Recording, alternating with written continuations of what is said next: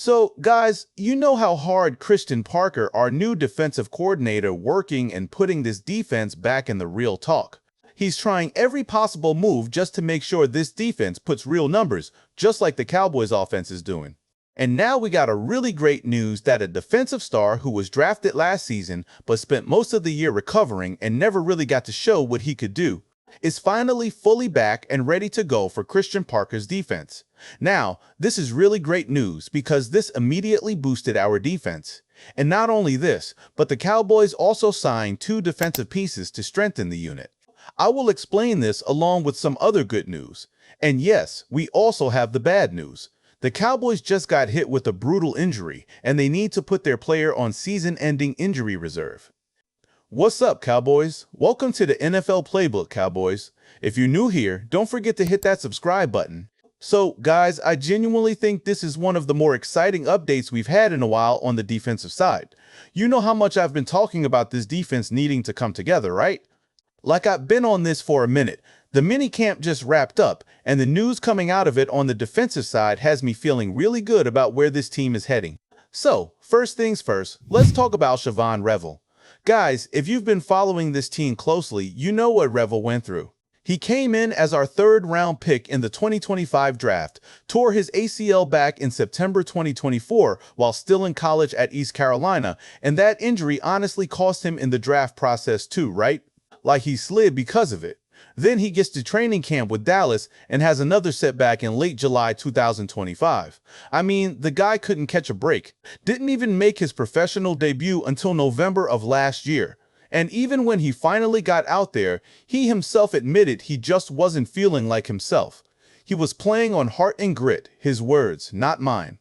If he could still run, he was going to play, and that right there tells you everything about what kind of competitor Siobhan Revel is. But here's what has me fired up right now. Coming out of minicamp, Revel is saying his knee is 100% done, fully healed. He said he did not feel like himself last season. He just had the heart and grit to go out there. And now he's finally back to being himself. And you could see it on the field last year, honestly.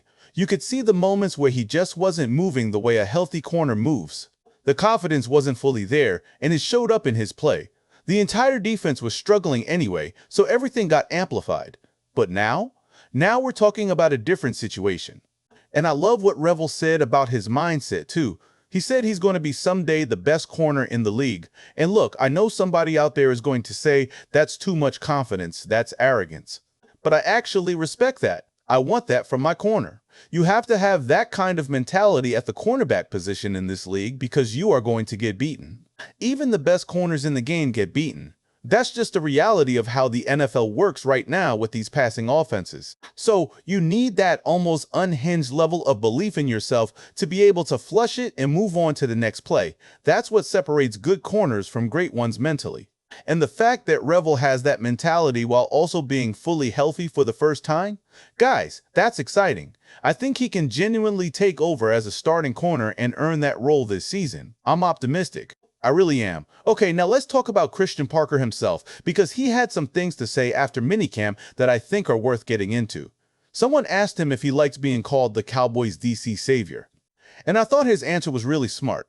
He said the first part, yeah, DC, that's what he does. But the savior label? No. He pushed back on that. He said it's about the collective. Everyone is equally responsible for the good and the bad, and he's just trying to do his part. And honestly, I think that is exactly the right perspective. Like, I get why fans want to put all the hope on one hire, one coach, one player. I understand that. But that's not how football works. You have 53 guys on that active roster. You've got coaches across the whole staff, and the defense is going to rise or fall based on all of them together, not just one coordinator.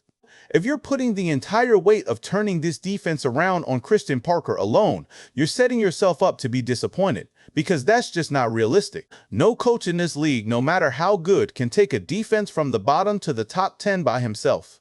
You need the players, you need the scheme, you need everyone buying in. And what I like about Parker is that he clearly understands that. He's not coming in here with a big ego saying he's going to save everybody. He's coming in focused, locked in, and talking about the team. That tells me a lot about who he is as a coach, and he is probably the best coach right now. And the best coach elevates players. Best coach praises players, and that's what he just did to the rookie.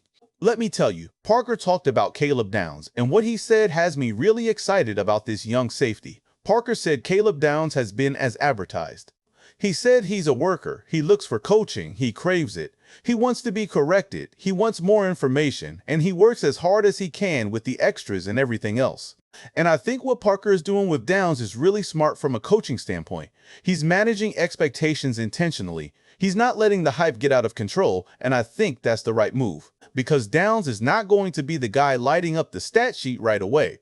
He's not going to come in and rack up 12 sacks. He's not going to be a single high safety with 10 interceptions in year one. That's just not his role, and that's not who he is, and that's perfectly fine. What Caleb Downs brings to this defense, and what I think Christian Parker values more than anything, is football IQ, high IQ football. The ability to communicate, to be in the right place, to understand the scheme and help everybody around him play better. And that to me is huge for a defense that struggled so badly last year. You need smart players who can anchor things mentally.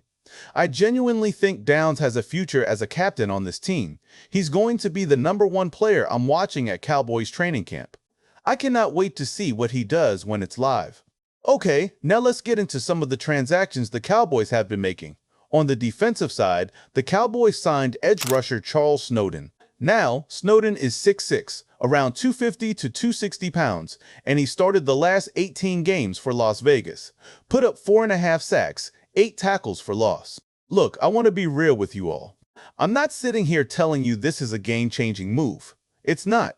Charles Snowden is 28 years old and was sitting out there as a free agent, so let's not pretend this is some blockbuster signing. But here's why it matters and why I think it's actually a sneaky smart move when you understand the reason behind it. The Cowboys signed him to a 2-year deal, and when you first hear that you think, oh, they must really love this guy. But the real reason is more about how the NFL contract system works. Snowden was heading into an exclusive rights free agency year, and by signing him to this deal, the Cowboys are getting ahead of the restricted free agent situation for next year. They're essentially controlling his rights while giving themselves flexibility. Now, does that mean he's definitely going to make this team? No, he's going to have to earn it in camp. But what it does tell me is that the Cowboys know they need another rotational edge rusher. They know it. You don't go out and sign an edge rusher if you think you're perfectly fine at the position. The Cowboys are on the right page here. They just keep trying to find the cheap version first before potentially going out and spending real money. At some point, you have to actually pull the trigger on a real piece. The Cowboys also signed DB Ameer Speed, which adds another body to the secondary as we are heading into training camp.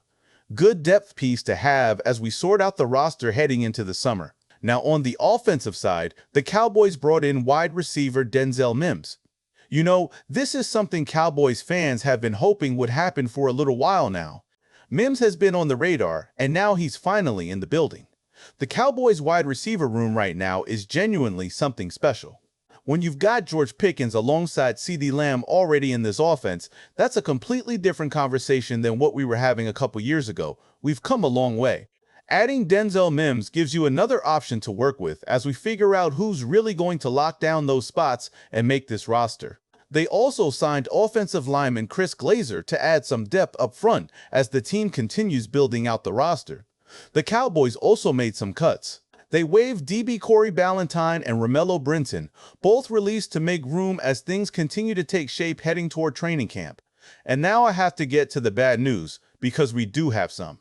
Matt Hennessy, our backup center, has been placed on injured reserve after having neck surgery. That's a tough one. Anytime you're talking about neck surgery, that's serious, and placing him on IR is the right call. It's a brutal situation for him personally, and it's something the team has to navigate as they build out the offensive line depth going into the season. We wish Matt Hennessy nothing but a full and speedy recovery. That's what matters most at the end of the day. Overall, though, when I sit back and look at everything coming out of minicamp and OTAs, I feel genuinely good about where this team is. I'll have more content breaking all of this down as we get closer, so make sure you're subscribed and stay locked in. I appreciate y'all as always, and I'll catch you on the next one.